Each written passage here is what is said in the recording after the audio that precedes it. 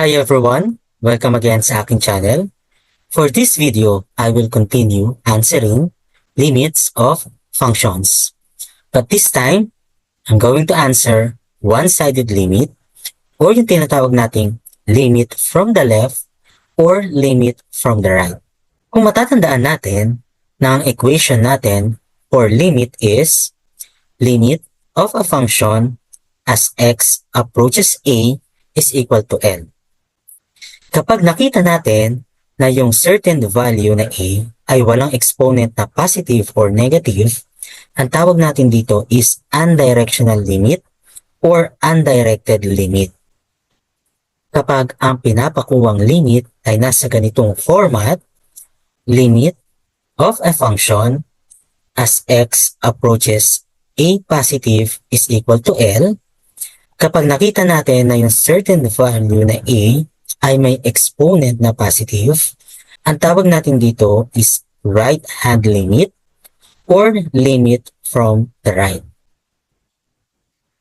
And then, kapag ang nakita naman nating format is like this, limit of a function as x approaches a negative is equal to L, kapag nakita natin yung certain value na a ay may exponent na negative, we call it left-hand limit or the limit from the left.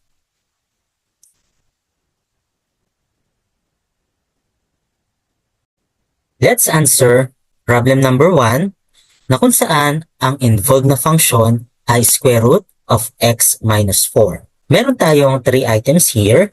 For letter A, ang pinapahanap ay limit of the function square root of x minus 4 as x approaches 4 positive. Ang ibig sabihin nito is x is approaching 4 from the right. Therefore, ang pinapahanap dito is one-sided limit na right-hand limit. For letter B, ang pinapakuha ay limit of the same function square root of x minus 4 as x approaches 4 negative. Ang ibig sabihin nito is x is approaching 4 from the left. Therefore, ang pinapakuha dito is one-sided limit na left-hand limit.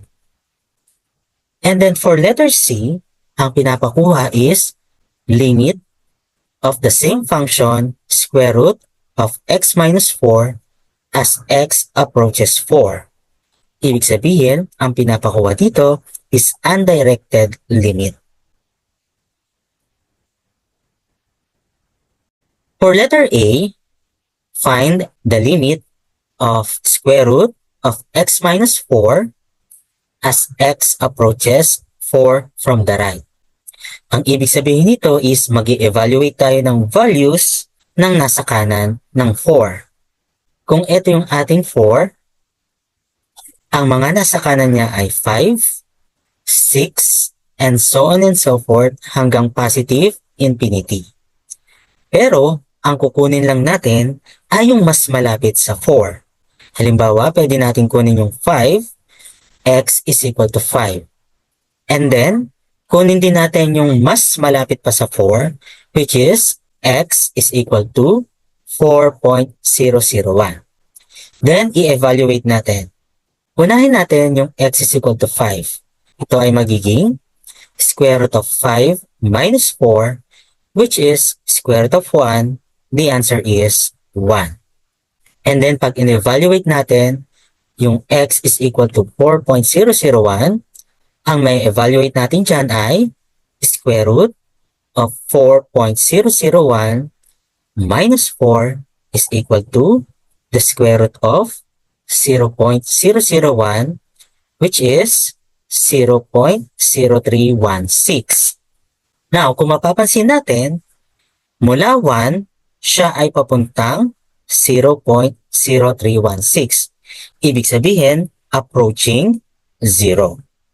Therefore, the limit of the square root of x minus 4 as x approaches 4 from the right is equal to 0.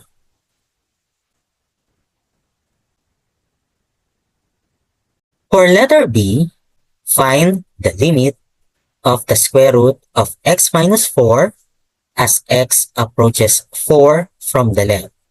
Ang ibig sabihin nito is ang isa-substitute nating mga values of x ay yung nasa left ng 4.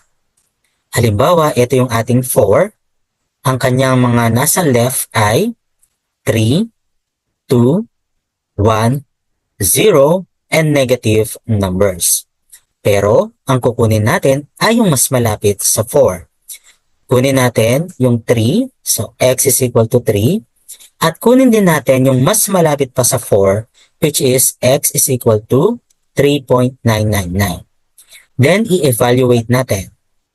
If x is equal to 3, ang may evaluate natin dyan ay square root of 3 minus 4, which is square root of negative 1. Dahil bawal tayo mag-negative radicand, wala tayong makukuhang answer dyan. Therefore, the answer is does not exist because the answer is not real number. Now, i-check naman natin yung x is equal to 3.999. Pag in-evaluate natin, ito ay magiging square root of 3.999 minus 4, that is square root of negative 0.001. Again, dahil negative pa rin yung ating radicand, wala tayong magiging answer dyan, which is does not exist because it is not real number. Therefore, the limit of the square root of x minus 4 as x approaches 4 from the left does not exist or DNE.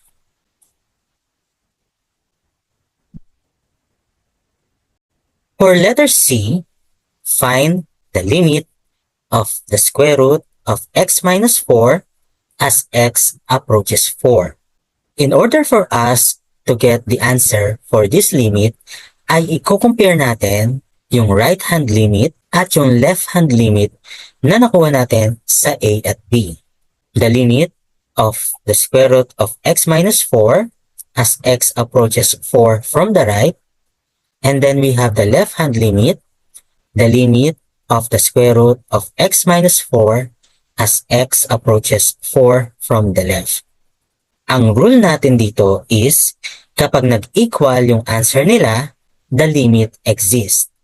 Pero kapag not equal, it is DNE or the limit does not exist. Now, ang answer natin sa right-hand limit ay 0. And then ang answer naman natin sa left-hand limit ay DNE. They are not equal.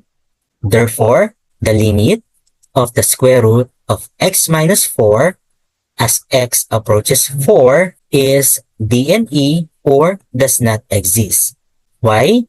Because this is a one-sided limit na kung saan may limit lang siya from the right.